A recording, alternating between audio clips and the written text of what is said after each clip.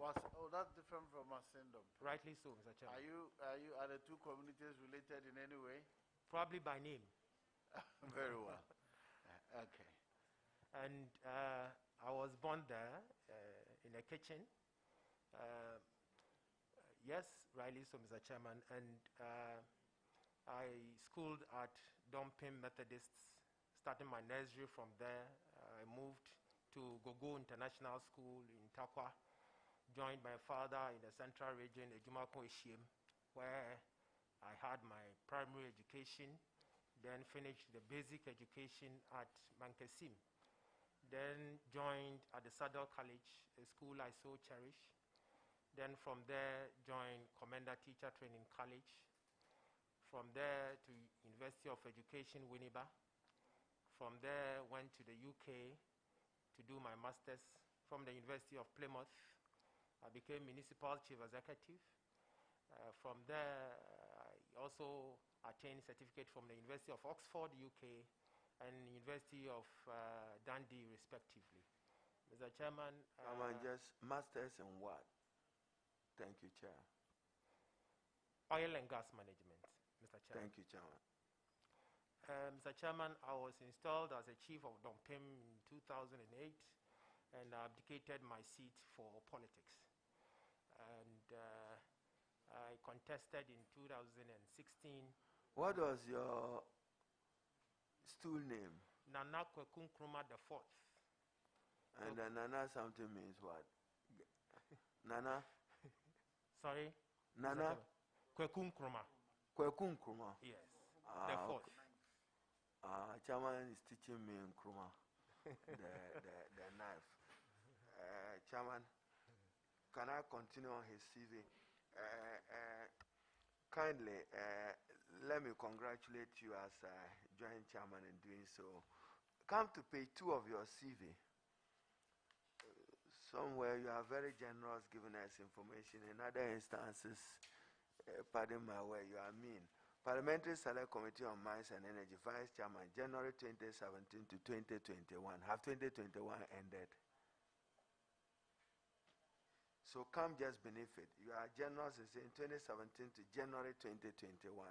This one, you just keep it opened. The E. Yes. And then Member of Parliament, January 7, 2017, January 7, 2021. Is that accurate? Yes, Mr. Chairman, I should have stated the date, specific date. So indulge Chairman and do that. Then the 7th to 7th, is it accurate in reporting? So, Mr. Chairman, I will crave your indulgence to make the necessary corrections. And then Mineral Income Investment Fund, at least I'm familiar when the law was passed. So I should know when you were appointed to that position. When you just say 2019, January 2019, where you the board chairman? In January, where you the board chairman? No, Mr. Chairman. So specificity of date is important for the purpose of our record. And Chairman, I know that the nominee wants to share with us what committees of Parliament does. Like Mines and Energy, he says, and I quote, Select Committee responsible for mining and energy sector. Is that all? And then 2, Select Committee on members holding of profit. Can I reconcile what you have said here with what is provided in Chairman's standing orders? If you want to report verbatim and accurately. So take note of that. And Chairman, the nominee is going to the Ministry of Lands and Natural Resources. May I, with Chairman's indulgence, refer you to Article 268 of the 1992 Constitution, and it reads, any transaction, contract, or undertaking involving the grant of a right or concession by or on behalf of any person, including the government of Ghana, to any other person or body of persons, howsoever described, and this is my emphasis, Chairman, for the exploitation of any mineral, water, or other natural resources of Ghana made or entered into after the coming into force of this Constitution, shall be subject to ratification by Parliament. What's your understanding of this? What onerous responsibility does it impose on you in assisting the Minister of Lands and Forestry to live to the letter and spirit of this constitutional provision? Thank you, Chair. Thank you, Mr. Chairman. Mr. Chairman, ratification of mineral rights have been a concern of this Parliament, and as a previous member of Mines and Energy Committee, I was part of insisting on the aspect of making sure that we ratify all concessions before they start operations. And I believe with your permission and your benevolence of getting me to support my sector minister, we will insist on the aspect of having ratifications done in Parliament before operations. And I believe the Honourable Chair is seeking to know whether or not it's prudent for mining companies, especially large concessions, to start operations before getting their concessions ratified. Chairman, that's not there, because currently the nation is grappling with illegal mining, popularly known as Galamsey. I may have my strong disagreement with the President and your team as to how you are fighting Galamsey, but minimum requirement of the law come to Parliament. So for instance, if you want to know who has what mining right, where, lawful, illegal, legitimate, illegitimate, the duty is on the minister to apprise Parliament. So now you are fighting, you don't know who is here, you don't know who is there. You think that if we had respected the provision of the Constitution, we will not have a hold on it? Mr. Chairman, as a member of Mines and Energy Committee in the last Parliament, we supported and engineered lots of the concessions to be ratified. And as I sit here, I know not less than 20 of the large-scale concessions have been ratified in Parliament, and we'll continue to insist that we get their concessions well ratified before starting operations. I think it's a good concern that we must all work around it to ensure that people interested in large-scale concessions mining must get their concessions well ratified. Chairman, in this Galamsey fight, we hear excavators seized, burned. We haven't heard of minerals being seized. Where is it? Have you come across that some mineral of gold have been seized somewhere? And normally, if that happens, where is it deposited? Mr. Chairman, for what I know is the team that is fighting the illegal mining get to see the excavators, but not the gold. I've not seen or been availed to any situation where gold has been seized. Chairman, I'm assuming that when they are running away and leaving the excavators, some may as well run and leave some of the resources which is in their possession. And we should, for more accountability and transparency, we should raise these questions. Are you saying that in all this fight, the state has not seized mineral resources, fiscal, and we need to know where is it? Because that's of value. And we should be interested in knowing that. Anyway, you are not there yet, so I can understand. I see your colleague at the ministry, Asasiwura. I hope he takes no offense. The Honorable Benito sitting by you.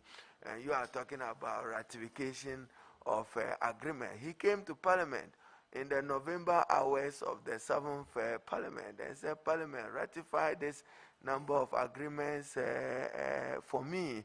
And that's the difficulty. When you bring it to Parliament, only 24 hours for us rising. What meaningful, thorough work can we do in appreciating the value of the concession, environmental impact and its implications for the community? And for instance, I'd like to know your position. Should we license people to mine in the forest? Should we? Mr. Chairman, as I speak with you, from 1900, we had about 8 million hectares of forest cover. And out of that, we reserved 1.6 million as an estate and then gazetted. And it is this 1.6 million that we've been protecting all this while. The remaining are for development purposes, for farming, and so on and so forth, Mr. Chairman. Chairman, the nominee sounds as if he lived 1900. You are as young as me here. In your reading, say that in your reading, Ghana had 1.6 million of what? Now proceed further. Well noted, Mr. Chairman. When you talk as if you are older than chairman, I have to be called to 1900. Where were you in 1900? Right. That you. is well noted, Mr. Chairman. Mr. Chairman, yes, obviously, we need to see how we can take opportunities also from the natural reserves that we have. Mr. Chairman, my concern has always been how we can also create artificial forest. But mining prudently or professionally in forest reserves that are dedicated for development purposes are not against the law, or it's not against the law in actual sense. So I believe the onus is on us to ensure that we have a legislative framework that will guide the mining processes and make sure we mine according to. Should we mine in forest reserves? Mr. Chairman, it will depend on the area dedicated for the purpose. So if a purpose is that go and mine in forest reserve, you see nothing wrong with it. Is that the case? Mr. Chairman, if the area is earmarked for mining, I wouldn't see anything wrong. Are forest reserve earmarked for mining that you know? Mr. Chairman, that is why I started by saying that yes, we have areas that are earmarked for mining and areas that are not, that are for or that are gazetted for reasons. You are a chairman of the board as chairman related to it. Chairman Minerals Income and Investment Board. Were you part of the discussions leading to AJAPA and some of the interests of the MIF being transferred to AJAPA for onward submission to a special purpose vehicle? Were you part of the discussion and consultation? Rightly so, Mr. Chairman. What was your board recommendation on that, on AJAPA?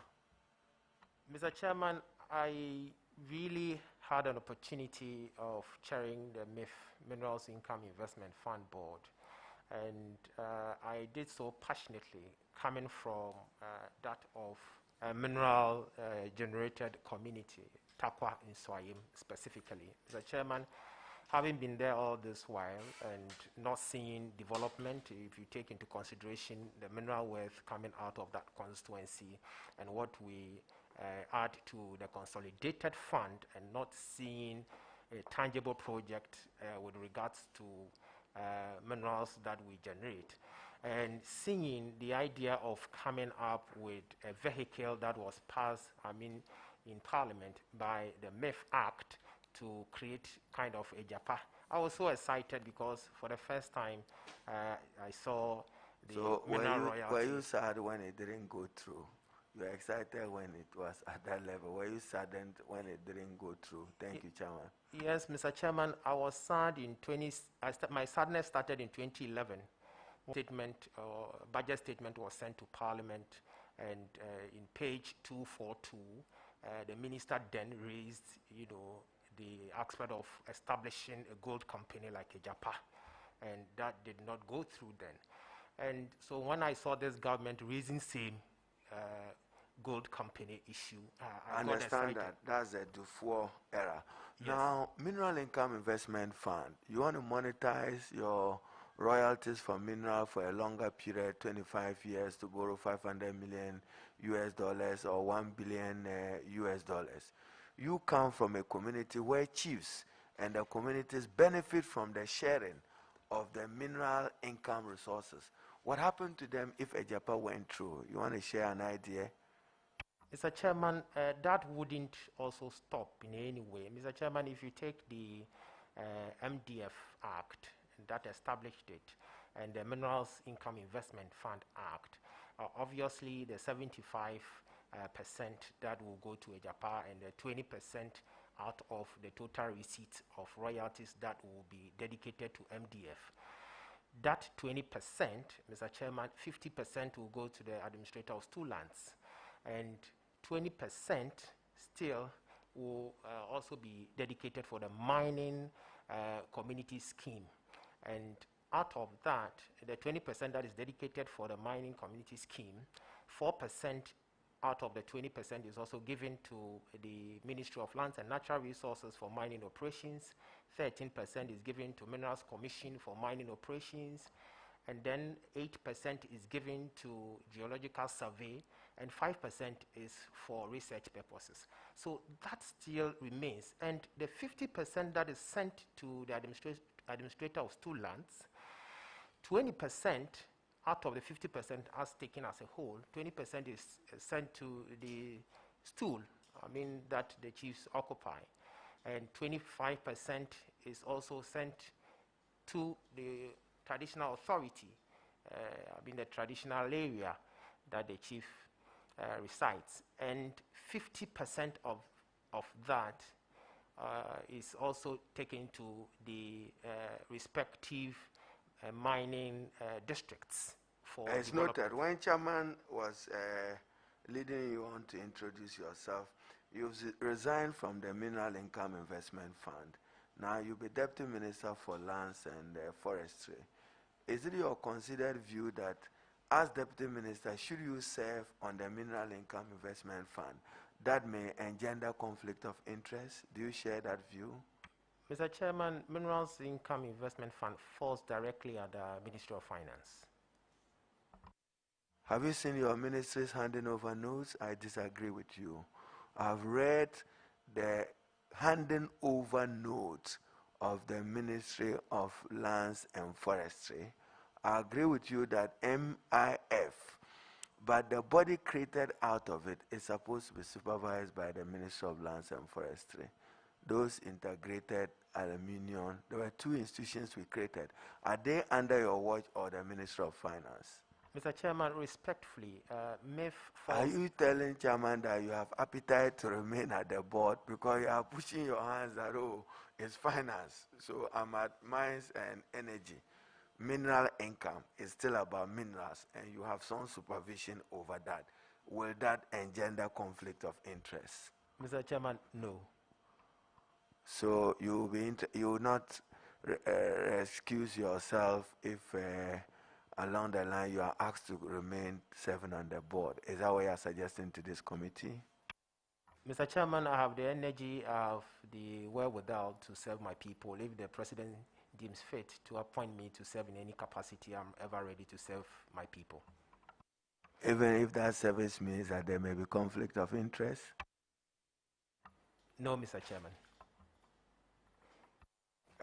Chairman, what are your plans for forestry plantation development in Ghana? I know you'll be assisting the minister, but your personal orientation and thinking with forestry plantation development. Thank you, Chair. Mr. Chairman, I'm so excited that I've seen this young, vibrant lawyer, Honorable Samuel Bujinapo, who has started well as a substantive minister, running around making sure that the gaps within are fixed. He's initiated the aspect of even planting 5 million trees all over, and that in a way gives me an assurance that as a country we need to think around how we can fix artificial forest reserves, and that is what we've not done over the years. We need to consciously create artificial forest zones, and that will be a cover that will replace the depletion nature. How do you intend to create those artificial forest cover zones? How do you intend to walk us through? Mr. Chairman, this is to create, land areas that will probably be earmarked for specific trees or species that we may be using in future, like teak and other commercial trees that we will be comfortable with. So, have you complied with the filing of your taxes in accordance with Article 94 of the Constitution of Ghana? Yes, Mr. Chairman. Your assets as required of the 1992 Constitution of Ghana? Yes, Mr. Chairman. The 8th Parliament? Yes, Mr. Chairman. You have in your possession receipts from the Auditor General that you've complied with it? Yes, Mr. Chairman.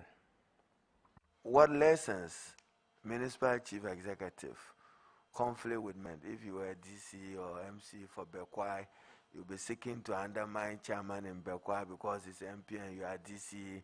He applies for releases of his money. I hear, were you guilty of it? That when MP asks for money, you are looking at where they belong in terms of releasing it and releasing it timely. Is that the case? Mr. Chairman, if I had done that, I wouldn't have been here at all. I gave out all the necessary support to my MP then and made sure that we worked collaboratively, making sure that things that are brought to the district are well distributed with her concern and other people, the stakeholders' contributions. So the idea of... But didn't you use the office of GCMC to topple an incumbent MP? Is that not the case? Not so, Mr. Chairman. Chairman, I yield to our colleagues to take our colleagues through. Yes, Honorable Patricia. Thank you, Honorable Chair. Honorable Nominee, congratulations. Thank you. For your nomination as the Deputy Minister for Lands and Natural Resources. Honorable, it's very interesting when the minority leader was questioning you on the whereabouts of the gold, that whether any gold was retrieved during the Galamsey fight.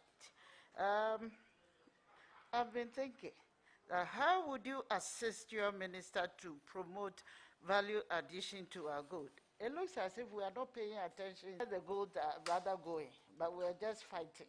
So how would you assist your minister to promote value addition to our gold threshold before exportation? Thank you. Thank you very much, Mr. Chairman. Mr. Chairman, it is important as a country to optimize our gold threshold, and considering when and how we export our gold must be of much concern to all of us. And as of now, our gold threshold is exported without any value addition. And going forward, I have seen that there has been an effort by the PMMC to establish a working relationship with an Indian company to establish a refinery in Ghana. And if that refinery, from the document I've cited, is done, then we can at least export our gold with some optimization. Mr. Chairman, looking at the world or globally, what we do in terms of refinery, you go to South Africa, we have the Rand refinery and the London Market Bullion Association. And the Bullion Association, I'm happy that PMMC has now established a relationship with the London Market Bullion Association, and they are also in touch with the Rand refinery in South Africa. If we collaborate well and meet the international standards and build this refinery, then we can optimize our gold. At least we should legislate to refine not less than 30% of our gold production before exportation, and that will go a long way in supporting this economy. Thank you very much. My second question is on actually what has been done by Minerals Commission recently.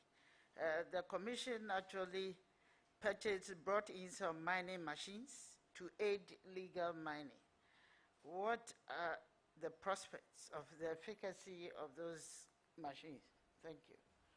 Thank you, Mr. Chairman. Yes, it is true that Minerals Commission recently commissioned a gold monitor machine. They locally call it gold catcher.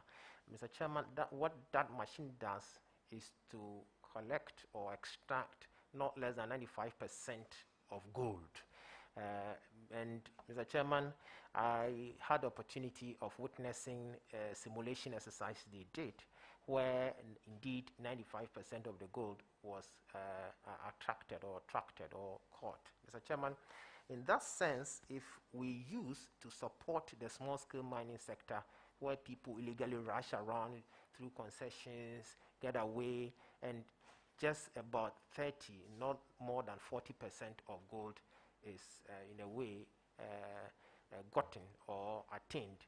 I believe it will go a long way in supporting these concessions where they can ably take their time mine, attract enough gold, and mine responsibly. So I commend the Minerals Commission for such an action, and I commend the Secretary Minister Honorable Samuel Abujenapo for taking such an initiative. That is to support the community mining concept, where government will be doling out enough gold monitor machines like what Minerals Commission just commissioned to, in a way, augment what to fill the gaps that are in the system, and that will curb the menace of Galamsey. Right, thank you. My final question. On September 25th, that is 2015, countries, including Ghana, adopted a set of goals to facilitate growth, end poverty, and ensure, as prescribed by the development agenda. Each of the goals has a specific target to be achieved over the next 15 years. Honorable Deputy Minister, I would just want to tease your views on the development goals. What, in relation to your ministry, which of the goals relates to your ministry, and how far do you think the ministry have gone to achieve this by 2030, as stipulated? Thank you. Mr. Chairman, if you look at the goals, they are kind of intertwined, and they relate to all the sectors. And if we collaborate well with the various sectors, you wouldn't even, or there wouldn't be the need to specify as to which of the goals that are related to your sector, because it runs through education, it runs through finance, it runs through agriculture, it runs through water resources, and obviously comes to lands and natural resources. So it's about the living and sustainability of our lives, and obviously there must be that collaborative effort in washing and tying in all the goals.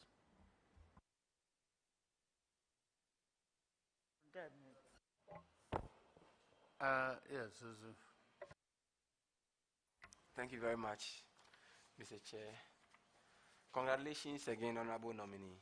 Thank you, Mr. Chairman. My first question has to do with land guards in Ghana. I understand perfectly that you are going to be a deputy minister who would be assisting the substantive minister. There are several reports suggesting that one of the biggest challenges for land acquisition in Ghana today, particularly in the urban centers, is the problem of land guards. And we've had some of them killing innocent and rightful owners. We have them intimidating landowners, particularly in the new communities developing. What are your views on land guards, and how can we as a people overcome this challenge? And what would you do as a deputy minister in support of the substantive minister to nip this at the back? Thank you, Mr. Chairman. Mr. Chairman, land guards has been a bane. It has been a challenge to each and every Ghanaian.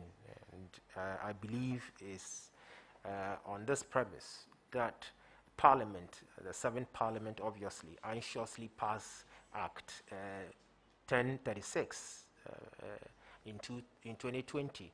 And this act now criminalizes land guards. And I'm happy that that act has been,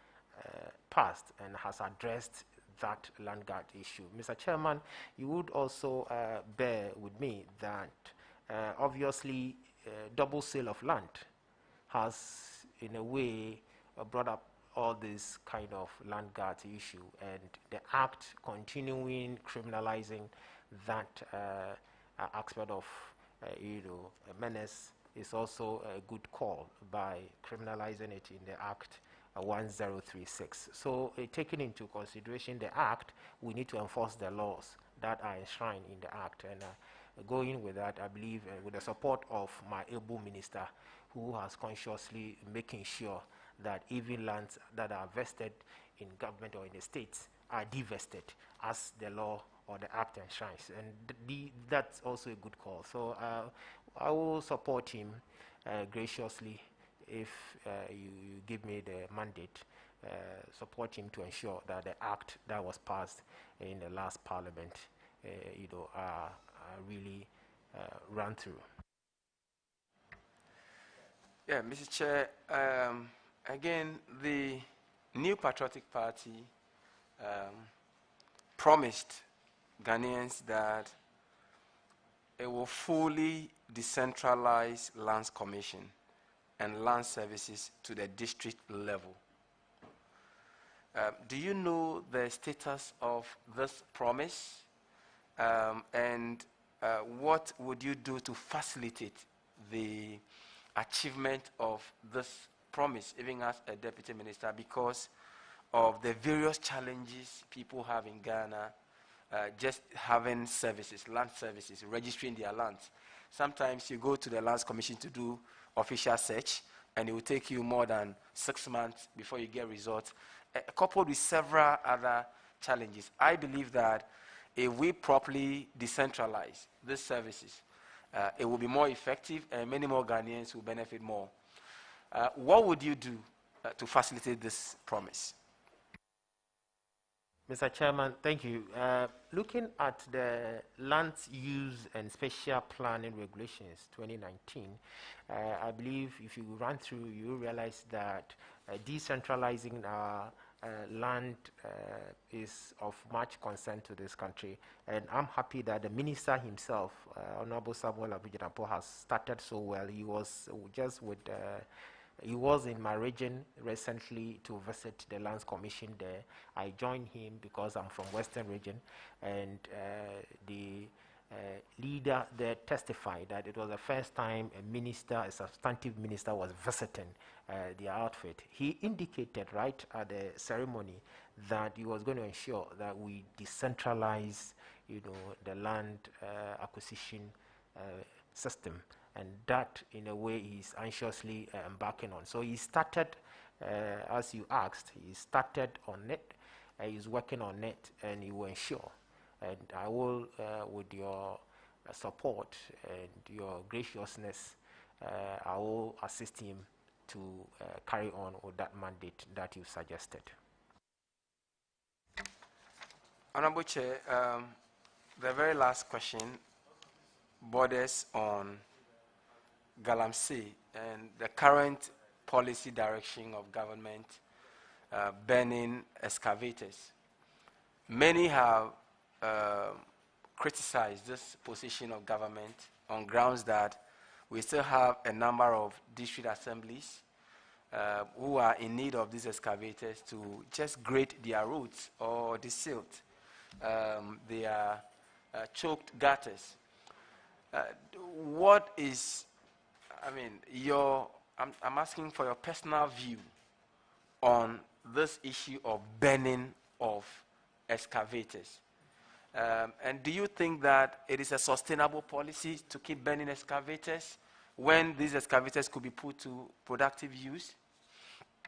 Thank you, Mr. Chairman. Mr. Chairman, I support the school of thought that says extraordinary situations call for extraordinary measures. Mr. Chairman, as I speak with you, if you go to Indonesia, where other countries have engulfed the area with illegal fishing, they've started sinking most of the fishing boats and burning them. If you go to the island state of Palu, they are burning all the fishing boats there. Mr. Chairman, they could have used this fishing boat for other purposes. Mr. Chairman, if we don't take care, there would be a day that you go out, come back to see someone. Now technology has developed. They can use even 3 days to put up a structure. They put a structure in front of your door and they tell you that it's a structure. There's no need pulling them down or putting some structures on a waterway. They tell you it's a structure. You can use it for clinics and other purposes.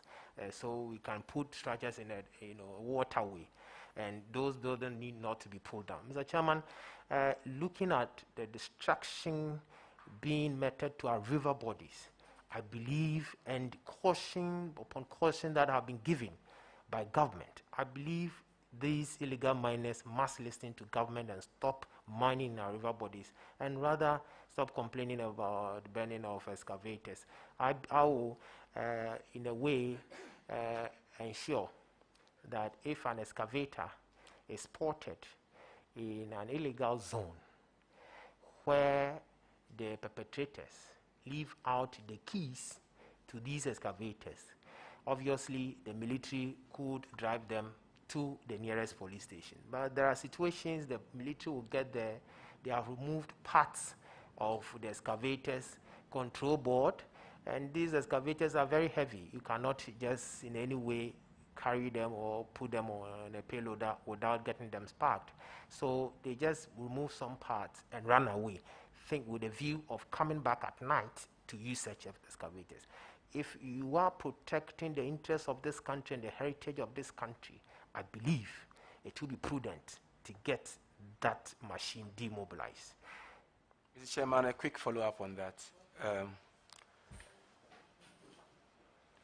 Your explanation makes a lot of sense, but the only reason why I disagree is the fact that if the people intend to come back at night to work, proper policing would require that they would mount surveillance and still try to arrest these people together with the keys or those motherboards. Now, the reason why I'm saying this is that we cannot fight illegality with illegality. The process we are adopting now is synchronous to mob justice. Once you see somebody breaking a law, you can also break the law to deal with the person. And that is a bit more dangerous for our democracy. And so I believe that this is a policy, this burning must be reviewed by government. So if you ever get the chance and you get the opportunity, I think I'm urging you to urge government to review the burning. Thank you, Mr. Chairman. Mr. Chairman, I'm also using this platform to urge all those who have interest in mining our river bodies to stop immediately. And that with the intention of fighting this illegality with bipartisan approach by the sector minister, and with the thinking of also reviewing, amending the Mining and Minerals Act. Probably we can consider factoring the burning issues in. Thank you, Mr. Chairman. Yes, Chairman. Yes. Just a follow-up question on extraordinary situations calling for extraordinary measures. Our Constitution makes provision for extraordinary situations. Under those situations, you declare a state of emergency. Are you sure the activities of these illegal miners really creates such an extraordinary situation? If it is, why don't you call a state of emergency under which you can now do the things that you are doing? Mr. Chairman, it's a illegal mining and a situation where there will be the need for us to import water from neighboring countries like Cote d'Ivoire. Today I saw a video, a pipe-borne water that was so dirty. I was so sad. If we don't take care, we might create a bleak situation for the future where we may be importing water into this country. If that situation is rearing its face, ugly face, obviously it is something that we must be worried about. And I believe taking into cognizance and the aspect of extraordinary measures, I will place that one in the purview of extraordinary measures. But it hasn't gotten to where a state of emergency could be declared, Mr. Chairman. So it's not an extraordinary situation? Mr. Chairman, depending on how probably you value it. But I see it as an extraordinary situation where we get into a position where we may import water into this country.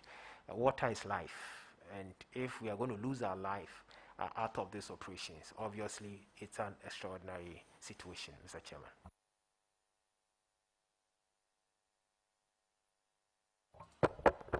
Yes, Honorable Obama. Thank you very much, and congratulations, my brother. Thank you, Mr. Chairman. Honorable, your minister was with us about 3 months ago, and I specifically asked him this question on the ratification of over 300 timber utilization contracts that the EU is threatening Ghana if we don't ratify them, they wouldn't allow companies to export timber to the European Union.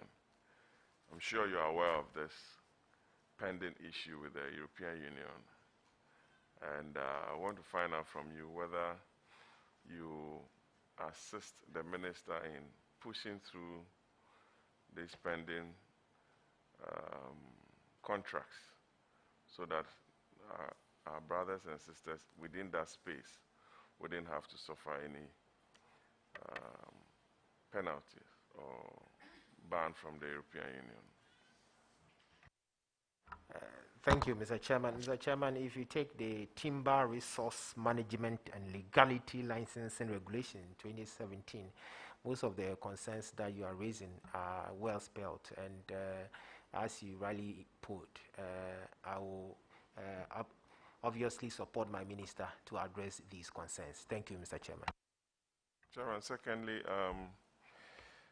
the nominee comes from one of the richest areas in the country, and it's not in doubt. You have all the manganese, you have the bauxite, you have the gold, and what have you. You have bonsa, Thai, and a lot of resources in your area. But there seems to be a lot of underdevelopment in that area.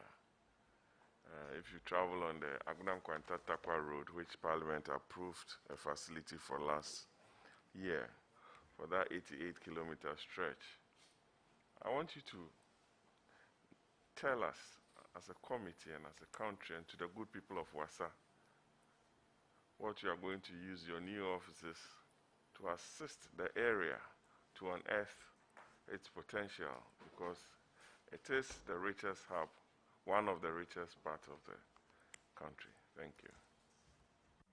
Thank you, Mr. Chairman. Mr. Chairman, it seems the honorable member knows the terrain of my constituency very well. Yes, it is true that we have in gold fields, we have in Anglo Gold, we have in Ghana Manganese. They are all seated in my constituency.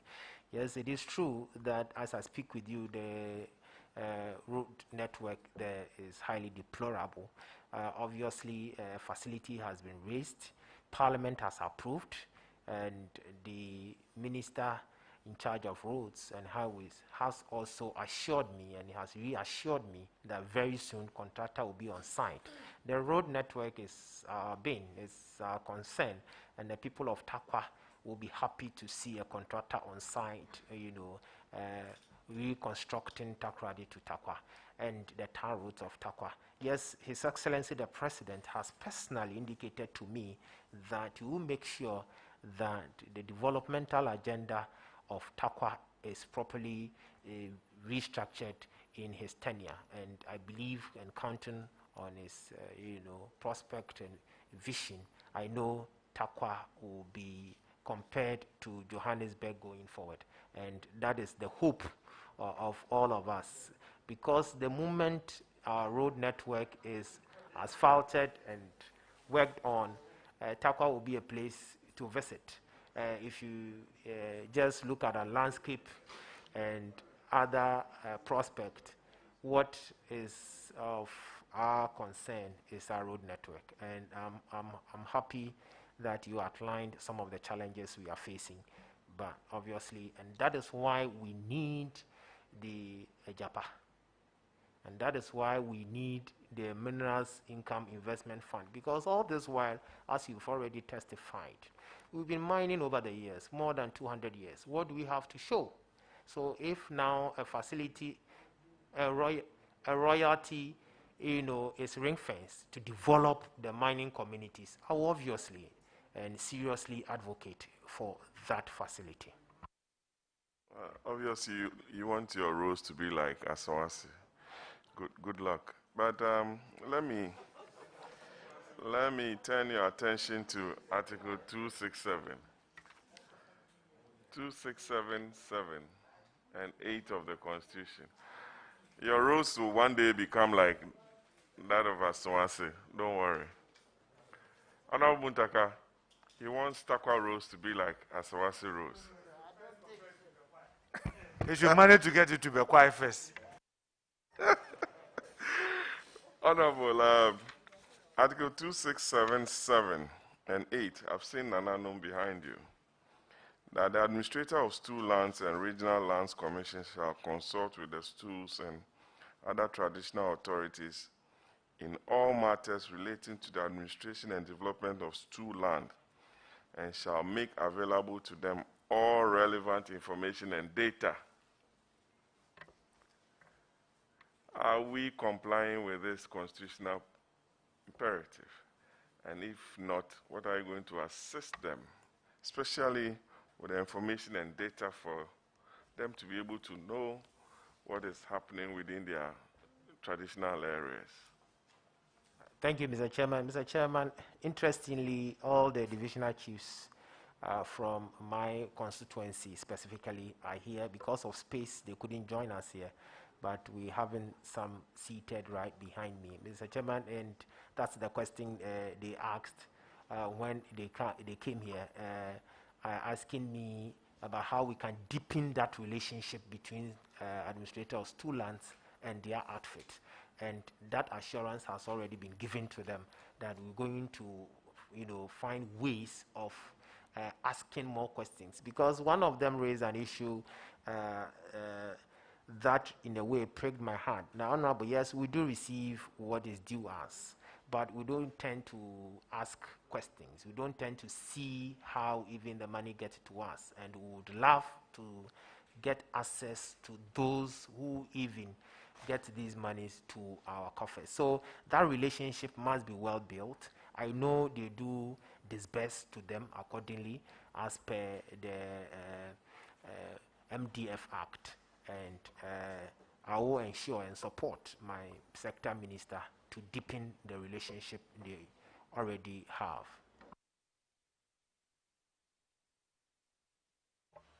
Very well. Giselle. Thank you, Mr. Chairman. Honorable nominee, congratulations. Thank you. Looking at your CV, you did some research on the impact of corporate social responsibility on oil-producing communities. Case study of Shell Nigeria. Can you tell us? This was in 2009, 2010. Tell us about the impacts of corporate social responsibility by the mining companies in your constituency. Yes, I will say that with the corporate social responsibilities, I will commend Goldfields for what they have been doing. They are now constructing about 50-seater stadium in my constituency as part of their corporate social responsibilities. 50-seater, 50. 50 million, 50,000 seater, 50,000 seater. Sorry, Mr. Chairman, 50,000 seater capacity stadium in my constituency, and that is huge. And they have been supporting in terms of scholarships. They have been supporting in terms of road construction. They constructed a road from Takwa, Bogoso Junction to Damai, and that is, and and Anglo Gold is also consciously doing same. There are gaps that we need to encourage them to do more. Ghana Manganese, in a way, also trying to do a bit. We have established kind of relationship with them where they are anxiously and consciously supporting the communities. But we need to deepen the relationship. And looking at the argument that they mostly say that, yes, they pay taxes to government and they expect government to also develop the area. Yes, it's of positive concern. But government has also been doing well in, it's debatable though, in development agreements that was signed with Goldfields, for instance, that reduced in a way their corporate tax, from 35 to 32, declining rate depending on the gold price, and royalty also from 5 to 3, depending on the gold price, and so on and so forth. These are arrangements that government has been doing with the mining companies to ensure that they also commit to the corporate social responsibilities. Thank you. So at least you're not paradise, but you're not that bad after all. Obviously so, but our road, our major concern is our road. That is our major concern. And I believe the people of Takwa in Swahili will be happy to hear me say that our roads are not in good condition. All right, thank you. Let me move on to sand winning. Sand winning is an issue, I think it cuts across a lot of constituencies. Yes, the construction industry needs sand. There's not much we can do about it. These are traditional materials that we use for construction. But what deliberate efforts would the ministry make to ensure that even though sand winning is an activity going on, after that there is either reclamation or another measure to make sure that whatever areas have been mismanaged, let me put it that way, because it can be a bit rough, at least there are actions being taken to either reclaim or otherwise. Thank you. Thank you, Mr. Chairman. Mr. Chairman, sand winning is also a challenge. And I believe one thing that we need to do is to beef the inspectorate division of the Minerals Commission. That we've not done much as a country. And, having studied a bit about the Minerals Commission, I think it's time for us to beef up the inspectorate division of the Minerals Commission to enable them, go around and inspect areas that we have some of these challenges to obviously address them. Yes, we must also consciously demarcate areas where we can say, yes, these are areas that you can do your sand winning activity, and that hasn't also been done as I speak with you. So we need to consciously educate people as to when and where they can have sand for other development purposes. So it's good we collaborate and bipartisan approach, we find ways to address some of these menace in the country. Thank you. Thank you for your response. So I'm hoping that you would champion this cause for a lot of constituencies that have this issue with sand winning. Obviously with your support, Mr. Chair. Thank you. Next is about quarrying. It's a similar thing to sand winning, but quarrying has a bit more structure to it. And yet it is still not totally a gray area, but could also benefit from a bit more, from much better policies, if I can say, towards quarrying, stone quarrying. There have been a few cases in my constituency where, from the middle of nowhere, out of the blast, a stone just drops in the middle of people's communities. And there have been cases where, just unfortunately, they did not hit somebody directly to injure somebody. But what would be the framework, if I can say legal or otherwise framework, to make sure that extractive industries for construction, the sand winning, as we've spoken about already, and the quarrying, would have a bit more, much better framework to operate. So there's a win-win and an acceptable situation for both the communities nearby and the operators of the quarries. Thank you. Thank you, Mr. Chairman. Mr. Chairman, as for a legislative framework, we have very comprehensive legislative framework to cater for some of these things. It's not only even stone, brown clay, and other areas like even salt how do we optimize, some of these natural resources. Yes, I believe we must consciously also make sure that we set up an authority, as my minister already outlined before this August House, that he will ensure that salt authority is established to dedicate that white gold to benefit this country.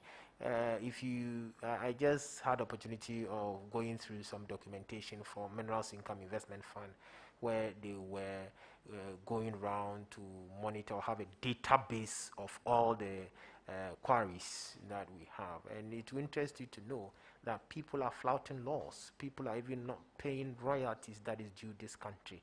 And we have, in a way, rejected and not taking interest in that aspect. And getting your nod, I believe I'll support my minister to ensure that quarry is, in a way, well-mined, and what is due this country is also paid. Thank you, Mr. Chairman. That means responsible quarrying, mining, so on and so forth. Last question. 5 million trees to be planted from 11th June.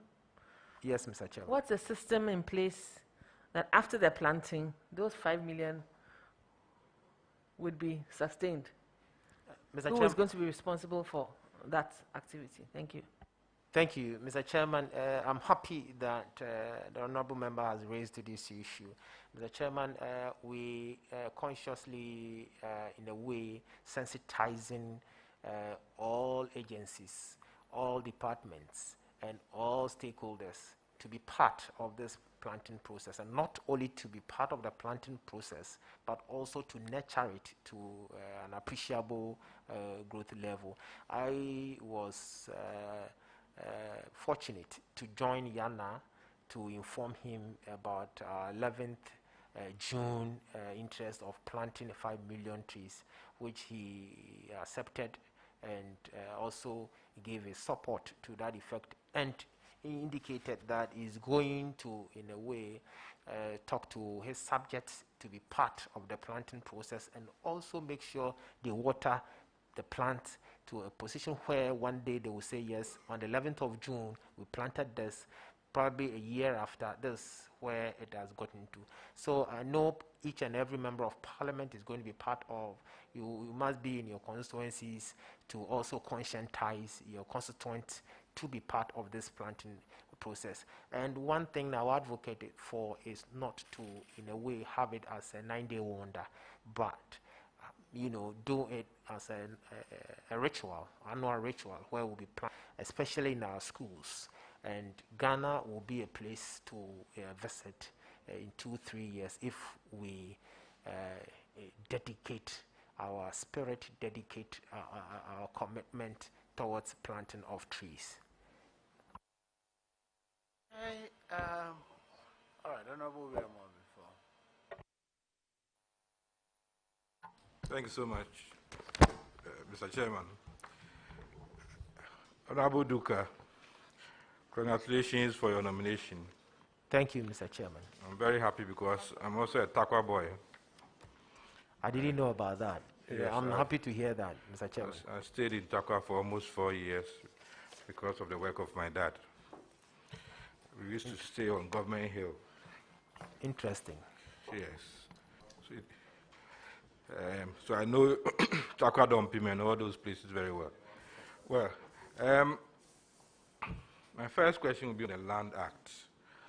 We passed the act in Parliament late last year, and it's voluminous, quite big. And if you interact with people, most people don't seem to appreciate what is in the act. Of course, it's new, and I was telling my daughter that probably I could spend more time on the act if I was writing exams and I'll be examined on it. But as practitioners and for those who have to apply the act every day, every day, don't you think the ministry should make efforts to educate the populace on what this whole Land Act is about, especially the salient ones, which you can give some aspects of it, but I think that I don't know whether you've discussed it, but I think for your ministry, there should be a major effort to break down this act so that people will not just be grabbed and sent to jail for flouting the sections of the act. But indeed, we all understand and appreciate it, from Lands Commission to all those who deal in land. Thank you, Mr. Chairman. Mr. Chairman, I believe it's a good observation. The act itself is a comprehensive act, very voluminous, obviously, and would need a much. It's a new act, and people don't know about. Taking into consideration even Act, the Section 270, and respectfully, Mr. Chairman, I read, the President shall, on the recommendations of the Lands Commission, authorize the divesting of any land which, prior to the coming into force of the Constitution, was vested in the President by any law. So, divesting land to the rightful owners is an opportune kind of period where people must take advantage of. And this has not gone down well. I think looking around and nosing around, and people even don't know about it. And as you've rightly put it, I will support my sector minister to embark on vigorous education on this act that was ably passed by the 7th Parliament. Thank you, Mr. Chairman. Thank you. The next one will be the MIF Act. To what extent would you say that the payment of royalties to the traditional authorities have been affected? Thank you, Mr. Chairman. Mr. Chairman, I indicated earlier that this has not in any way compromised the distribution of royalties due the chiefs of the mining communities. Interestingly, most of the royalties that are dedicated or earmarked for them they are now receiving them periodically and as expected and on time. Mr. Chairman, I indicated earlier that 20% out of the MIF is given to MDF, and out of the 20%, 50% is to stool lands, and that goes all the time. And another 20% out of the 20% as a whole that is given to Minerals Development Fund is also dedicated for the community mining scheme, and 4% is given to the Ministry of Lands and Natural Resources, 13% to the Minerals Commission for mining operations, 8% to the Geological Survey, and 5% is for research purposes. So Nananum do receive these royalties, and there hasn't been any challenge at all. And now that it has been well regulated by the MIF Act, I believe Nananum going forward will be happy. Thank you. Yes, Oh, I thought you were done. I just wanted him to try to give us the comparative advantage of community mining over any other forms of mining. Thank you, Mr. Chairman. Mr. Chairman, looking at the unemployment rate in this country and how people tend to mine irresponsibly, I believe it is prudent for government to introduce this community mining and map out areas where we can use for this community mining. The idea is also for government to support them with mining equipment.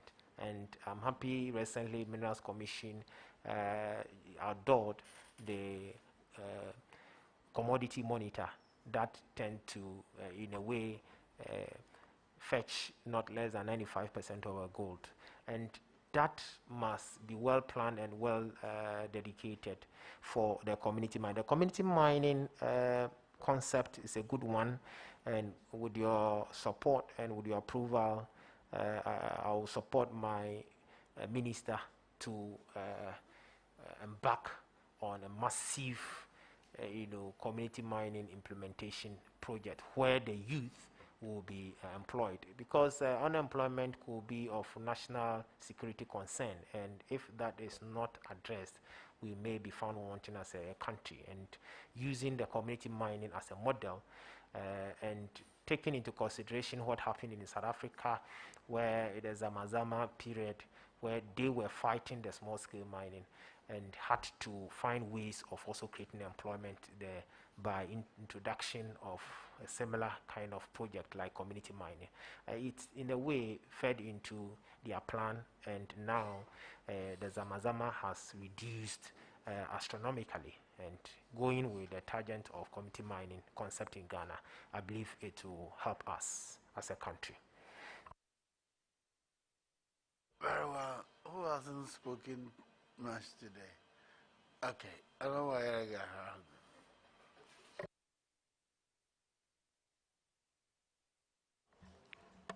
I'm happy that Chairman has recognized me as somebody who hasn't spoken much today. I've spoken, but not much. A couple of issues with your CV, which I think has been extensively discussed. Maybe you should look at some of the very good CVs that have come to us. If you look at your education, that is number 3 on your CV. You indicate the years, then you mention a program, and then the university. We don't know what program it is, whether it's a certificate, it's a degree. So 2019 is an executive certificate on oil, gas, and mining governance. So that's a executive certificate. Then 2018, applied petroleum economics and policy. What is that? Is it a certificate? Is it a degree? Upstream financial modeling, University of Dundee. Is it a certificate? Is it a degree? 2017, gas sales and purchase agreements. Is it a certificate? Is it a degree? Or so on and on, similar things. So you need to be clear what it is, whether it's a certificate, it's a degree, a master's program, whatever it is, you need to indicate. And then others were raised by Honorable Haruna. But when we come to 7, conferences, capacity building programs attended, you just mentioned offshore technology conference where, Global Petroleum Show, GPS, where is that, what is that? Indaba Mining Conference, where, what was it about? Small scale mining workshops, where are the workshops? Community facility workshop, so some more detail, some more detail will help somebody trying to track your status and how far you've come in terms of... Well noted, Mr. Chairman. Mr. Chairman, these were to, in a way, economize space. So I will make sure for specific, notices, I'll get them corrected. Thank you. Now, I'll focus on just 2 issues. One is illegal mining and the way that we have approached it. I take a position that wherever there's gold and people are poor, they will definitely go for the gold. And that's a historical fact. Anywhere in the world, wherever there's gold, if it's on the bed of a river, if it's under this building, this committee room, and chairman does the calculation and thinks that the cost of extracting the gold, after he has extracted the gold, he can pay off and there will still be a margin. He won't mind extracting the gold and then paying the difference. That's a natural tendency. And so we must rationalize the conduct of our people trying to dig gold wherever they can find it. I, as a former Minister for Environment, dialogued with these so-called illegal miners. And the rather think that the problem is coming from your ministry. The ministry you are going to. That's the Minerals Commission and the ministry. You make it difficult for them to get license. People at the Minerals Commission encumber sites when they have data that shows that there's likely to be gold there, either prospecting licenses, exploration licenses, and then they are not carrying out, mining activity to give the youth jobs. You call them illegal, but then they will give you receipts showing that they have paid a reclamation fee to the district assembly. Some colleagues are noted because they know this as a fact. So they are not unknown to the system. So instead of this approach that classifies them as illegal, lawbreakers, and etc., would we see a different attitude that is more constructive and engaging these actors instead of how we are treating them, burning their equipments and etc.? Mr. Chairman, I agree that where there is gold, we must mine, but mine responsibly. Mr. Chairman, yes, someone was telling me maybe tomorrow, because of technology, we might not even need gold at all. We might even find something else.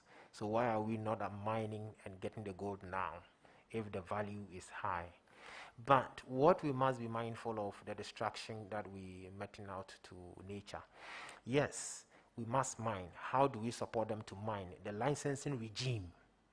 Because I didn't understand why one must be in Takwa and apply for a license, and the license has to be approved from the center, in Accra. That will obviously be bureaucratically challenged, and he may not have that patience to wait till that license is done. So why are we putting that burden on the minister alone? And my minister has already indicated his commitment to ensure that the licensing regime is decentralized. And I believe if that is done, we'll go in a long way in a way leveraging some of these challenges. So yes, licensing is part of the problem, but also the aspect of not consciously educating people as to the need for us to mine responsibly has also been a challenge, and also not supporting them, because we have been criminalizing this sector all these years. From all regimes, stripping them, handcuffing them, imprisoning most of them. We've still not, in a way, kept the menace totally. So how do we then, going forward, make sure that has been really resolved? So I think with the support of my minister, giving him kind of commitment and practical support, I think, yes, one, we need to decentralize the licensing regime. Two, we need to consciously get these people, the miners, in the decision-making process. Let's be engaging them. Three, government has to support them also with technological know-how, with mining implements, and all other aspects that they will need. Like you have a concession, you call it, if it is a community mining, you support them with field inspectors, mining engineers, you support them with all the approved mining implements. They make sure that they have their tax, on their necks before reporting at work. They know that they need to follow all the international protocols and international best practices at the mining site. They pay their taxes. They are checked periodically to make sure they follow the protocols. I believe this will be an industry where we will be proud of. And with your support and your approval, I'll support my minister to ensure that we do that. Now, if our main concern is with the environmental issues, why don't will you consider amending the law so that the EPA can engage any actor in the mining process, irrespective of whether the person has a prospecting license, an exploration license, or a mining lease. Because you see people engage in mining in a community. There's an environmental protection agency office in that zone who could easily go there and then assist them, direct them, monitor, and make sure that they are complying with all the standards. But the EPA will not, because the person doesn't have a license. So they will not. They will be there. They have the capacity is on the ground. After capacity is on the ground, the EPA, they can go there, they can say, look, you want to mine, there's gold on the bed of this river. There's a technology for taking gold out of the bed of the river in a way that doesn't really compromise the river. This is how it should be done. And monitor and make sure that they do it. And then if there's any reclamation to be done, that they do the reclamation. But EPA will not, because the law doesn't allow them to do that. Is this something that we should look at? Mr. Chairman, with mining, EPA has a role, because if you're a small-scale miner and you're going to mine, you need to also secure a license from the EPA. The EPA must give you that approval. So they also have their specific role that they play. They get to the concession, and there are legalities that you need to also follow with regards to EPA. Water Resource Commission also has a role. I get the direction, but the point I'm making is that from all that you have said, over the regimes, these mining activities, we've all not been able to stop them. Based on the philosophical position I stated in the initial stage, that no matter what you do, if there's gold anywhere, people will take it. They will take it, forget it. And they'll find a way of taking it. You can send soldiers, they know the soldiers will go back in a few weeks' time. They even know the minister will be reshuffled. If he does so well, the president may send him to foreign affairs. So when he goes, he will come back to the site. You get the point? They will always go for it. So instead of sending soldiers to go and burn the equipment, I'm saying that send EPA to go and show them how to do it properly and monitor them. And then EPA will not go because the law says they cannot go. Why don't we amend the law to just say, look, EPA, whether somebody has a mineral license or not, if you see anybody engaged in mining anywhere, take responsibility, monitor them, show them how to do it properly, and then we will deal with the rest later. Thank you, Mr. Chairman. Mr. Chairman, I think Minerals Commission has that mandate. If you come to my constituency, yes, we have an office for representing Minerals Commission, and they do that, and they collaborate with EPA. There has been that collaboration. I believe we have enough legislative framework to address all these challenges. It's the kind of implementation and consciousness, making sure they are done. That is the way to go. Thank you, Mr. Chairman. Last one is about mining communities benefiting from mining operations in their area. And I think that you have been discussing that as a focus that you personally will bring to the work that you will be doing at the ministry. How will you do that? I think you thought that the Mineral Investment Fund is one way. You think that AJAPA is one way. But AJAPA really is not going to benefit the immediate community where the mineral royalties, the mining activity is taking place. AJAPA is collateralizing the state's royalties, which will be used for national development. I don't think it is only for the mining communities. We want to do a road to Tamale, and we can use AJAPA as a vehicle to collateralize our royalties, take $1 billion, pay the contractor to do a road for us, not necessarily to the mining community or build schools in the mining community. Specifically, what kind of interventions can ensure that those in mining communities benefit? I say so because, Chairman, you go to a mining concession, and inside the concession, you drive around, you think you are living in the UK or in America. It's so well planned. The drivers drive according to a given speed limit. The greenery, they have an excellent golf course. It's paradise. And immediately outside the walls of the mining community, you find it like a shanty town.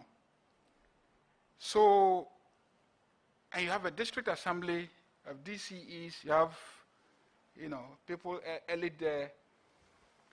They are not able to replicate the example of the concession area just immediately outside the borders of the concession and make life as good for everybody.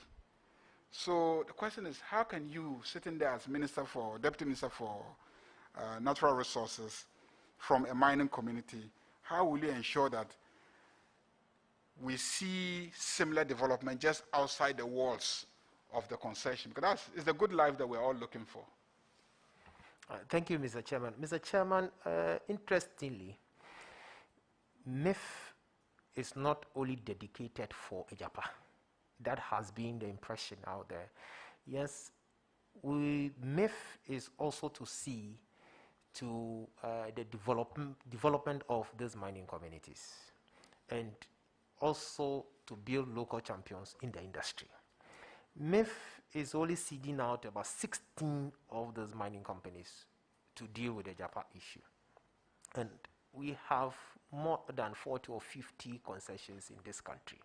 And that revenue that will be accrued could be used to develop those mining communities. And I agree with you, and not only that, we can extend it to areas where we don't even mine and develop. The honors is to see this country developed, and that is all that we want to see.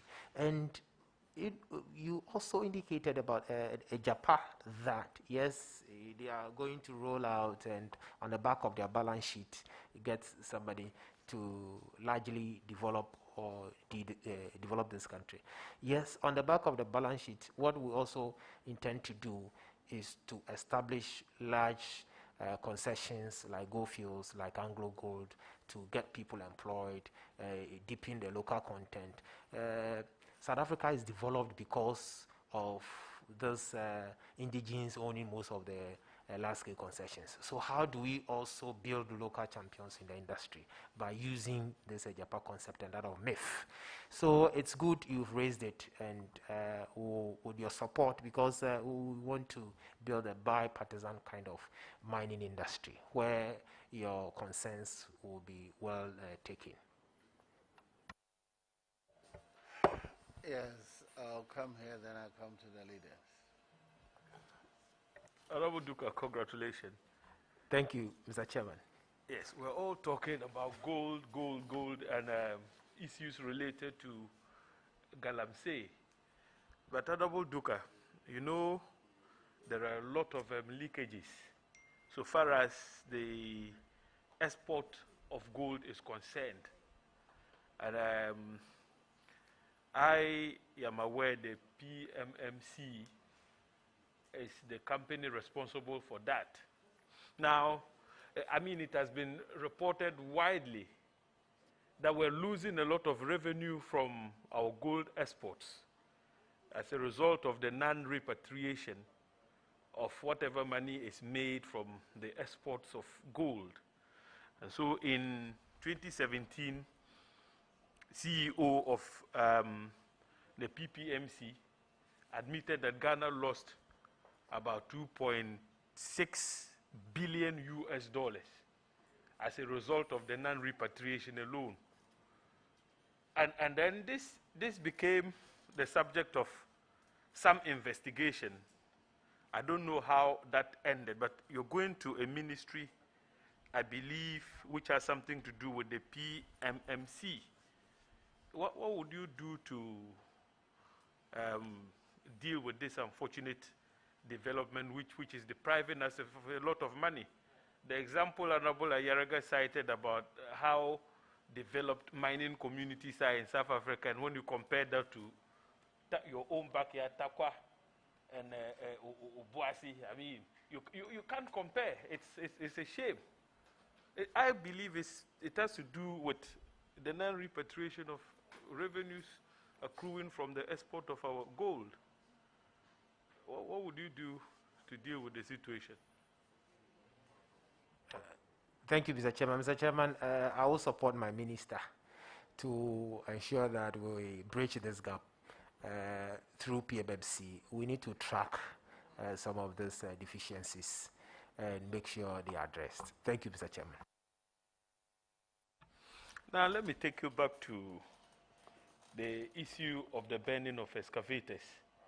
And I was not surprised that my good friend, Honorable Duka, supports the view espoused by the President that if you are unhappy with the banning of an excavator, go to court. But, Honorable Duka, I want to refresh your memory on the position of the law with regards to the handling of excavators. I'm referring to the Minerals and Mining Act, Amendment Act 2019. Then you go to Section 99, the offenses creation provision. And to be very specific, Sections 8, 9, and 10.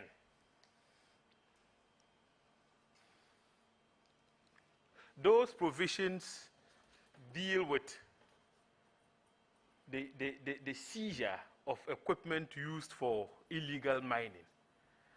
And then the 9 specifically says when the equipment has been seized,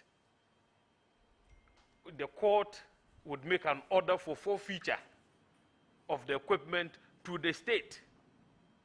Then the 10 now says when the forfeiture has been made to the state, within 60 days, the sector minister shall allocate the seized equipment to a government agency or institution, for that particular institution or agency to own it.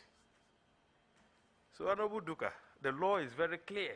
Now, in the face of the clear provisions of the law, do you still stand by the claim or assertion that we should ban because of the times we find ourselves in, even in the face of this law?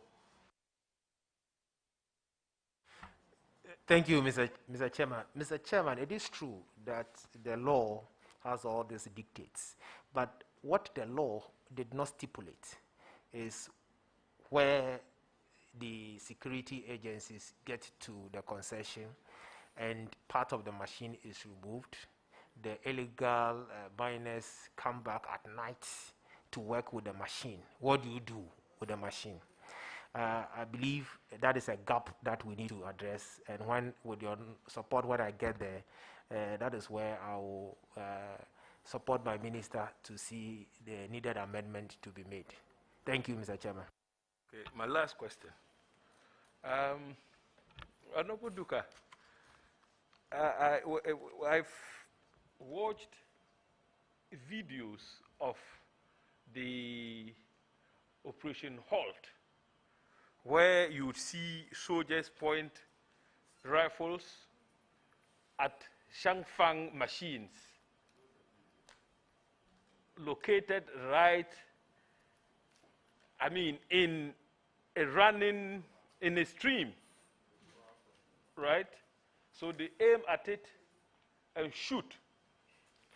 Now, when they shoot, the oils that are contained in the Shangfang are deposited right in the running water, and thereby polluting the rivers in the process.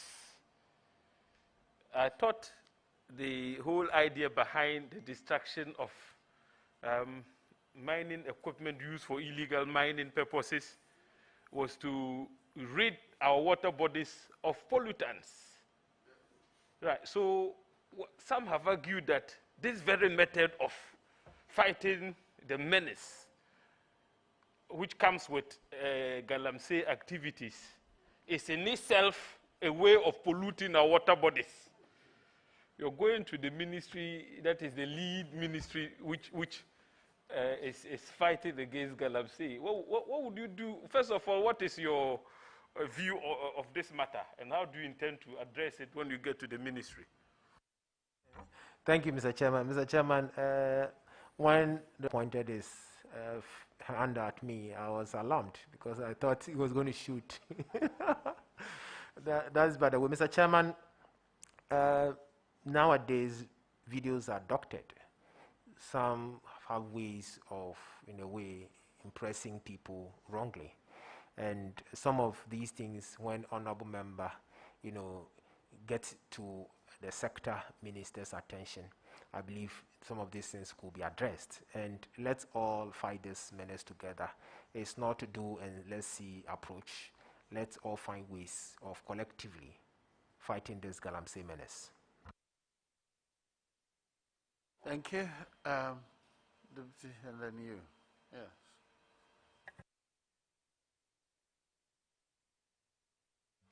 Thank you very much, Mr. Chairman. Chairman, I want to ask the nominee, did I hear you say that the stadium built in Takwa is 50,000 capacity? Yeah, rightly so, Mr. Chairman. Are you sure? Mr. Chairman, that is information before me, but because this house is a house of record, I'll probably come back with the correct figure. Because that will have been the biggest stadium that we'll have in our country. In actual sense, it's 10,000 capacity. It's not even up to 15,000. Mr. Chairman, I need to check that.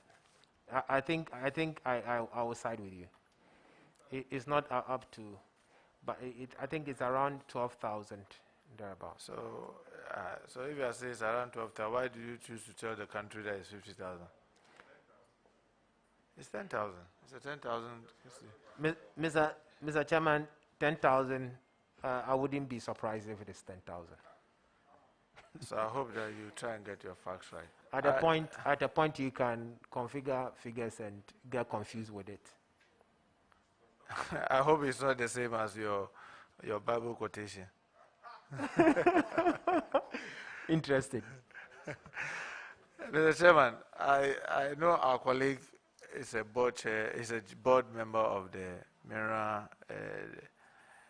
Mineral Investment Fund, right? Mr. Chairman, this Minerals Income Investment Mineral Fund. Income Investment Fund, right? Rightly so, Mr. Chairman. You are a member. So I want to believe that you might have read from first cover to the last cover of Ejapa and understood it. Should I assume that you are very conversant with the Ejapa agreement? Rightly so, Mr. Chairman. Oh, good. So, Mr. Chairman, I want to find out from him the scope of the Ejapa. What was the scope? Mr. Chairman, if I understood the question right, Mr. Chairman, Ejapa is to serve as a private company owned by MIF, is to also leverage on royalties and optimize value addition. Ejapa is to run on the back of its balance sheet to get a big company set up in Ghana and also develop the mining community specifically. Ejapa is to also raise shares and be listed on the London Stock Exchange. It's also to be domiciled in New Jersey. And Ejapa is to, in a way, have a royalty revenue stream well ring-fenced and well monitored and tracked. Sharon, the scope that I'm talking about here is the scope of the resources that we are using for this agreement. You know that it was, or the way it was structured when it came to the House, was to virtually cover almost all the 48 mining leases that are currently in operation. Mr. Chairman, Ejapa is to cover 16 of the mining leases. It's only covering 16 areas, which is about 48 Rightly so. mining leases. That's why I asked you whether you were conversant with it before we go in. 16 areas, about 48 mining leases, which covers virtually almost all the current mining production that we have in our country. Is that right? Mr. Chairman, that is debatable. Okay, when you say it's debatable, what is debatable about? Because if you take the mining leases or concessions, we have only 11 that is in operational, and some are in developing stages. And that Some is why I are said in development stages, some are in the prospective stages. absolutely so. But all of them are roped in, even before they start the production. It is right. Yes, so what is debatable then? Because we are not assessing the final. So if result someone now. asks, what is the volume of gold involved in this Ejapa? Having read it, what will you say are the estimated volume? Mr. Chairman, I don't have the specifics before me. Because it is not provided. So that's why others call it that. Let's be clear, is it a Japa on gold or on royalties? Man, it is a Japan on royalties. It's on royalties, but royalties are based on the gold production. Whatever you produce, the royalty portion of it is what we are talking about. Rightly so, but we have other tax components. So that's, no, I mean, we are talking about the royalties. So someone will say that you don't even know the volume of gold royalty that you are talking about. It's more or less, that's why some people say that it is too open-ended. Do you agree to that assertion? Mr. Chairman, doing trend analysis and, in a way mapping out previous production, you could know the quantum of royalties that will be flowing through. But as this house is an, house of record, I cannot speculate. That is why I said I cannot give the specifics. It doesn't mean that it's too vague for us to transact with. What about the duration? How long is it going to last? Mr. Chairman, it is also tied in with the life span of the lease. And that's the challenge, because in many of the leases it's until it expires. And when it's not renewed, when you and I know, even most of the time before it expires, they come in for renewal. So it is likely to be more or less like a kind of endless agreement that could take decades. Do you agree or not? You've been vice chair of the Mines and Energy Committee, and you are I want to believe you are much conversant with this in terms of lease and its renewal. And if you tie it to the end time, it could be decades and endless. Do you agree to that assertion? Mr. Chairman, I'll be focusing on the inflows, and if the lifespan would go on and on in perpetuity, I'll be interested to see that. So you see the challenge where you are entering into an agreement that you do not even know when the sun is going to set on it. Or you don't agree with me? Nobody will be able to tell when the sun will set on this agreement. Mr. Chairman, I tend to differ on this because when the Ejapa transaction, gets to a level where probably the concession life or the life of the mining lease, seeks to extend, obviously there could be that kind of rearrangement of the agreements. How do you rearrange? Because in the agreement is not provided for. It is that the lifespan of the lease, which can be renewed.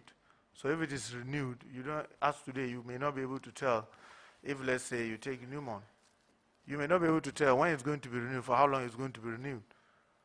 So how will you be able to determine the tail end? Mr. Chairman, we have a couple of agreements that are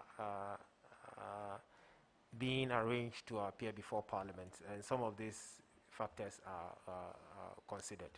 The reason why I'm saying this is that I heard the chairman is saying that, but for now we know when it's going to end. The sad thing is that the mining leases are different. They have different time of end. And in the agreement, it says that if they expire, it continues. So meaning that you cannot, for now, even tell when it's going to end. Even if you take the last one, and you say that, oh, the last one will expire in 20 years. Before the last one expires, these other ones could have been renewed that will keep it rolling. And you could have, and in the agreement, if we wanted to have an end or be able to renegotiate, we could have stated that anytime a lease expires, if it's going to be renewed, it will not be part of it. Its royalty will not be part. Then you'll be able to determine that, oh, then in that case, this can run for 40 years and it will end. But the way it's structured, you will not be able to determine that. And these are some of the major concerns that many have. But most importantly, you also know that using that mineral royalties is also going to knock off the possibility of future government using our resources to also procure loan for other challenges that you may not know today. Do you agree to this? Mr. Chairman, if you disagree, that's my thinking. If you disagree to the effect of using a royalty to leverage, to have some kind of a private arrangement to have your own balance sheet today, then obviously you wouldn't even also agree going forward. But this is only hinged on the royalty flow, and that is what we must take note. And I believe that will cushion the challenge you are envisaging in future. If we are able to do what is right now, there wouldn't be any wrong in future. Well, how much were we anticipating to get from this? Mr. Chairman, we're anticipating to have not less than $1 billion. $1 billion. Rightly so, Mr. Chairman. Do you remember how much we gave Get Fund 2 or 3 years ago for education infrastructure? Mr. Chairman, I cannot give specifics to that. It was 1.5 billion. We gave 1.5 billion to Get Fund. In the last 3 years, have you checked how many infrastructure that have been brought out of it? Mr. Chairman, the 1 billion is the minimum, so we could do more. That's what we are anticipating. And do you also remember, because you've been vice chair of the Mines and Energy, how much we've gotten from our oil exploration in the last 4 years? Mr. Chairman, I would need to bring my documentation here. Is it not, more than this amount? Mr. Chairman, I need not to speculate on this. No, but for sure, you know it's more than the 1 billion.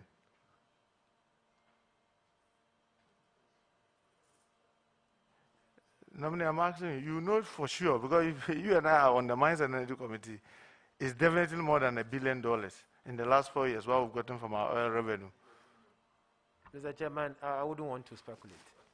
So specifically, it clearly shows that if it is about the use of resources, many more resources have passed through our hands, that its impact has not been felt by the ordinary Ghanaian to be able to mortgage the royalty stream for a future transaction that you are not very certain of. Mr. Chairman, it is important as a country for us to be tracking some of this revenue stream. And that is why I'm happy that the royalty is being ring-fenced. And that, one of the advantages is for me and you to track and know the quantum of royalties that we've received from these mining companies. Previously, we are unable to track some of this because we pay directly to the consolidated fund and so on and so forth. But now, we have referenced it for us to enable us to track, and tomorrow you can ask questions. Yes, we have so much into MIF, and what have you used for? So going forward, I think it's unfortunately, this is where you go wrong, because when we got oil, this House decided to pass a specific act to be able to track how much of it will even go into a budget, how much of it will go into reserve fund, and all that. Even with that, we are having challenges, and you've been seeing, you and I have seen a number of PIAC reports as members of Mines and Energy Committee. Don't you think that as a country, we need to slow down in our effort to just give away this royalty, looking at our own history of using what has come into our hands and how we've used it? Mr. Chairman, I don't see it as a giveaway.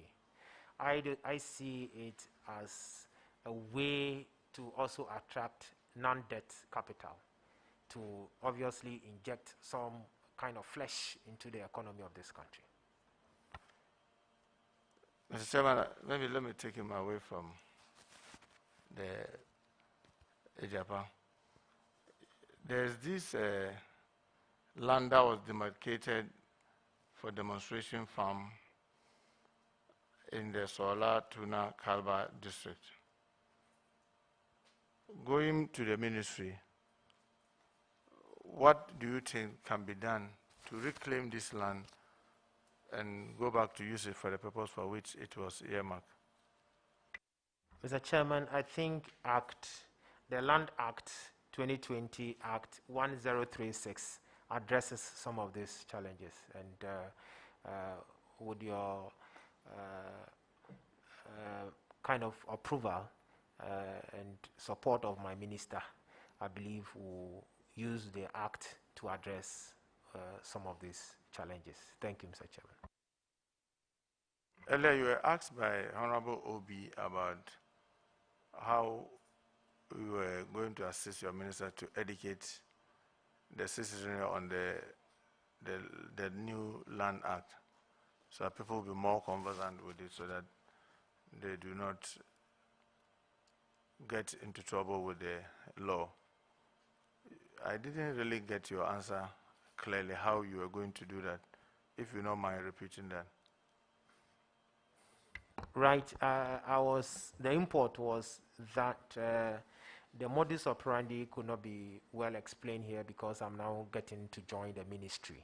And maybe they have a plan of executing such a suggestion.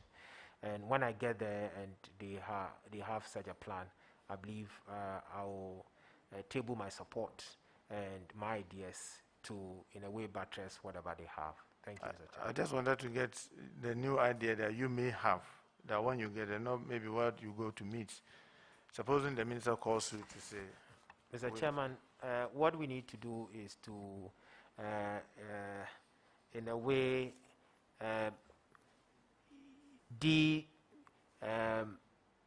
kind of bring this to a local dialect, I mean, in the respective local languages. Get the local radio stations also talking about, and delinking and kind of getting them to a level, appreciable level, where people understand it properly. The renditions are kind of technical, so we'll find ways and means of getting it to level that people will understand.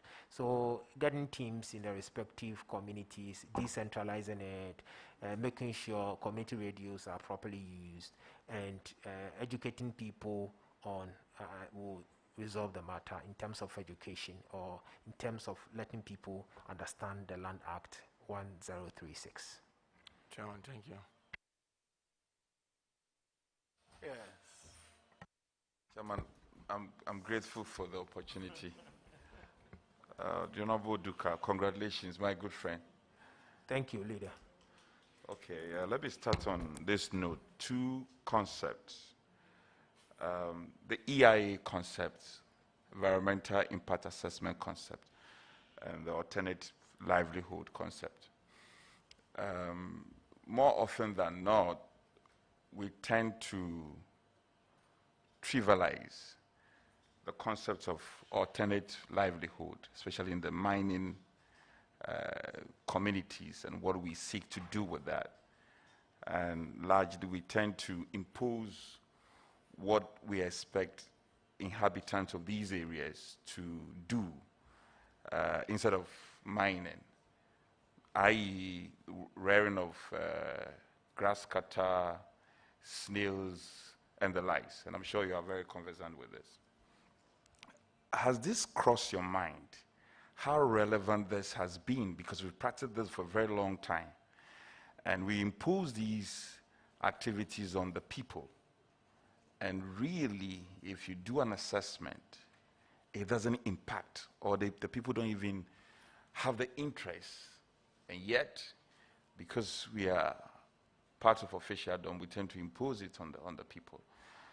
What is your assessment of the concept over the years that we've practiced, and if you think there should be some departure with this concept? Thank you, Mr. Chairman. Mr. Chairman, it is true that the support that the communities in the mining areas get from these mining companies sometimes doesn't in any way commensurate the effort that they put out in getting things done illegally. And therefore, if you want to get them out of these illegalities, there is a need to give something that is impactful, something that will get them committed to. Like you rightly mentioned, there have been situations where people call me and say, Honorable, do you know what they came and mined on my land? And what they gave me was to rare grass cutters and some kind of animal. How do I, live my life on this? So sometimes if you are addressing some of these issues, it is important for us to measurably give out something that the people will really appreciate. And I will always say that, yes, mining is something that we need to decriminalize it. Decriminalize it in the sense that it's something that can generate more revenue into this country. And how do we formalize it? How do we find a national database of where the mineable areas, where we can resource them with mining machines, where we can train them technologically and in all other aspects to meet international standards? These are areas that you can really commit people to because they were into illegal mining. How do you move them back to the legal aspect? Sometimes when we embark on certain modalities where the people themselves are not even informed of the processes. So it's just like moving out market women from a design place to where you in future want to build a market for them. You need to obviously provide them with an available plot of land. So in this sense, you create your database, you get a concession, you move them to the concession, and you support them to mine legally. So going forward, that must be. And alternatively, the education and free secondary school education concept has also helped because it has moved a lot of people into the area of education. They are now understanding the need for us to protect the future of this country. And the government has done well in that regard in ensuring that people in the mining communities get well educated and understand the concept, the legal concept of mining. Thank you, Mr. Chair. Honorable nominee, you are very conversant with mining generally and that industry. Are there any models across the world, or maybe we should just limit ourselves to Africa, relative alternative livelihood concept? Are you conversant with any model in Africa that Ghana can look up to or take a cue from? Mr. Chairman, we can look at the model of Norway and that of South Africa, where the indigenous are supported immensely in mining, and they are put into conscious training and are supported with mining implements. And these are well planned in Norway and that of South Africa, and we can take a cue from their modus operandi in terms of mining. Thank you, Mr. Chairman. Honorable, the regime of the conduct of EIA, Environmental Impact Assessment, I'm sure you are up to speed with the relevance of this. Almost every significant project we have to embark on, it had to be prefaced with the EIA report. Now, I am aware the EPA often sublet this, significance as it is, they often sublet it to individuals to conduct this. If you talk to the EPA, they say it's because of constraints of capacity. What do you think we should do, or what, in your estimation, can we do as a country to strengthen the EPA, because they have the professional background, to be able to conduct such such functions which are so, so important, other than subletting it to third parties? Yes, I agree perfectly with you that EPA must be beefed up. And not only EPA, I think that of the Minerals Commission must also be supported, and the Forestry Commission. These are agencies that, in a way, supervise some of these operations. For example, if you take the trend of plan exploration side, Ghana has moved from a very high position to the fourth position. Mali, Cote d'Ivoire, Burkina Faso taking over the exploration position that we have because of there are one emerging markets in terms of mining. If you take Cote d'Ivoire, emerging market, Burkina Faso, emerging market, and large-scale concessionaires are calling for the removal of VAT on exploration and so on and so forth. Yes, we have a comprehensive legislative framework here. The confidence is high, the future, the prospect is high, and obviously the EPA arrangement is also good for us to go with. What we need to do is to, one, beef up the EPA, beef up Forestry Commission, and that of the Minerals Commission. And I believe the mining sector will be the key to this economy. Honorable, the Afforestation project, and we recently launched the Green Ghana project, which rightly so, Mr. Chairman. Yes. It's not the first of its kind. We've had it before. The question of sustainability comes up, and it's a reasonable deduction for anybody to draw. Do you think we should have a defined source of funding to fund this project? Because previously, I'm aware we've partnered, our development partners, the World Bank, for instance, have been supporting us. But it's not been sustainable as it should. What do we seek to do differently this time? This time around, Mr. Chairman, the education has really sunk. I believe each and everyone has been involved. We recently had a dialogue. The minister himself, Honorable Samuel Abujanapo, led a team to have a bipartisan dialogue at the International Conference Center. Another one was also held in Kumasi, where His Majesty Otunfuo was the guest of honor.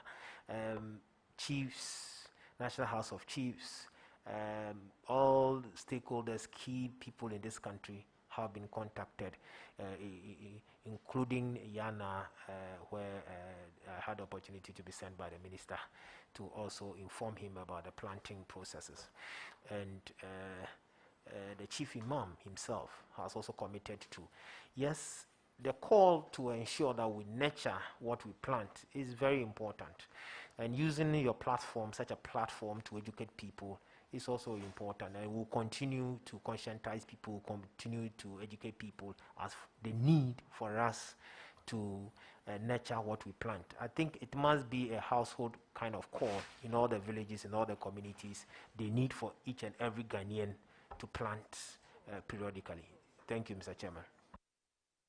Honorable, at the last COP, if I have your attention, Honorable, at the last COP, I believe was held in Spain, Conference of Parties. At the last COP, the NDCs, the nationally determined contributions, came out strongly, especially regarding developing countries as ours. And it has always remained a challenge, regardless of the fact that we do less emission compared to developed jurisdiction. And I know you understand these things, the concept very well. What knowledge are you bringing on board to help your minister to support Ghana in our forward march in meeting the targets of our NDCs as a country? Thank you, Mr. Chairman. Mr. Chairman, the NDC is very comprehensive in terms of, and it's tied in the Minamata Convention, the treaty that was signed and in 2013, but came into effect in 2017. It also borders on mercury emission and its prevention and so on and so forth. So we are really mindful of some of these things, and with your permission and with your approval, getting there, I will support my minister to go by the prospects of the NDC. Honorable, let me conclude on this note. The carbon trade, we are positioned well to buy into it. What are you going to do to facilitate Ghana becoming a harvester and or as a key player in the carbon trade? And then finally, what ideas are you bringing on board to control sand winning? Thank you, Chair. Mr. Chairman, I know the honourable member is passionate about sand winning, and I have been monitoring his statement on sand winning. And I indicated earlier that with approval of this House, I will support my minister to structure and find solutions to the sand winning menace that we have in the country. I know also that we are committed to all the treaties of this country and the UN convention, whatever convention that we have. And my minister is a lawyer of good standing, and obviously he is determined to push the mining industry forward. And with your support, lands and natural resources will be a new page that we will admire in the future. Honorable, they have a question.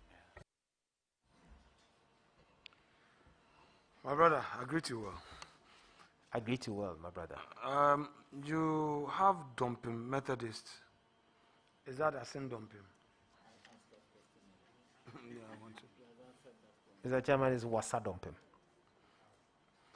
So, if you look at your CV, you started as a teacher. You've done B.Ed accounting, and you moved into oil and gas. So you've really done some journey. And now, after becoming an MC for Takwa, you went through primaries, you couldn't survive, you went through elections, and MP, Deputy Minister. Having regard to the challenges you faced in your last election, how do you hope to cope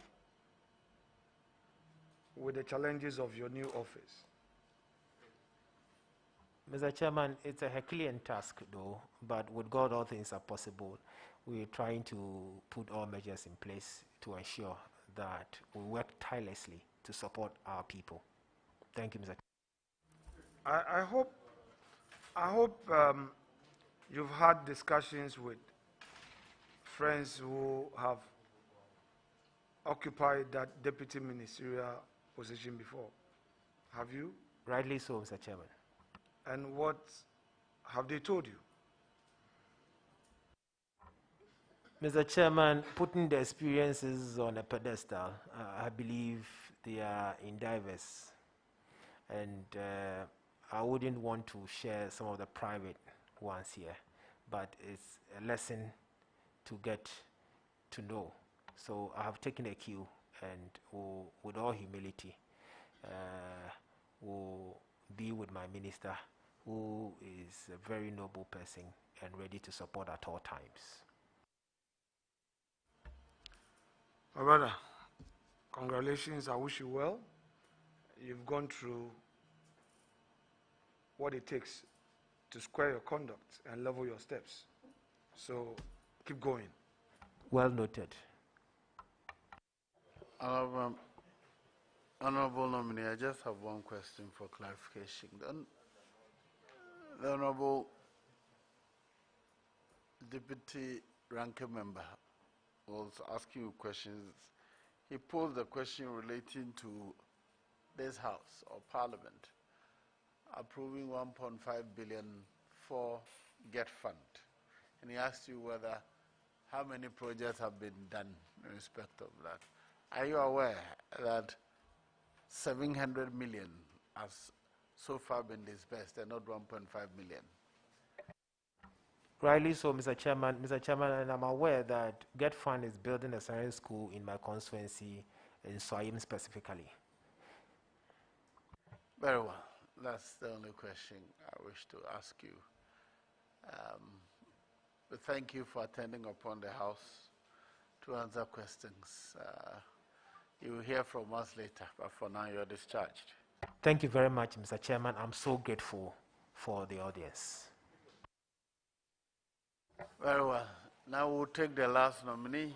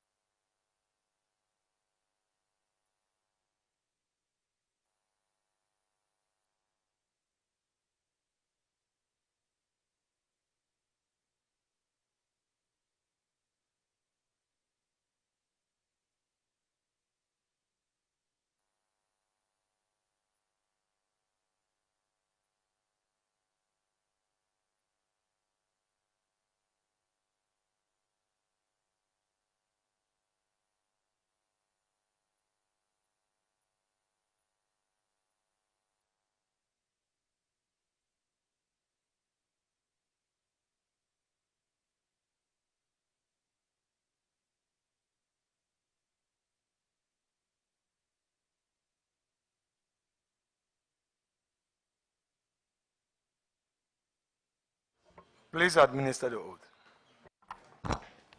I, Honorable Tina Giftina Ayele Mensa, Swear by Almighty God swear by Almighty God that the evidence I shall give before this committee that the evidence I shall give before this committee touching the matter in issue touching the matter in issue shall be the truth, shall be the truth,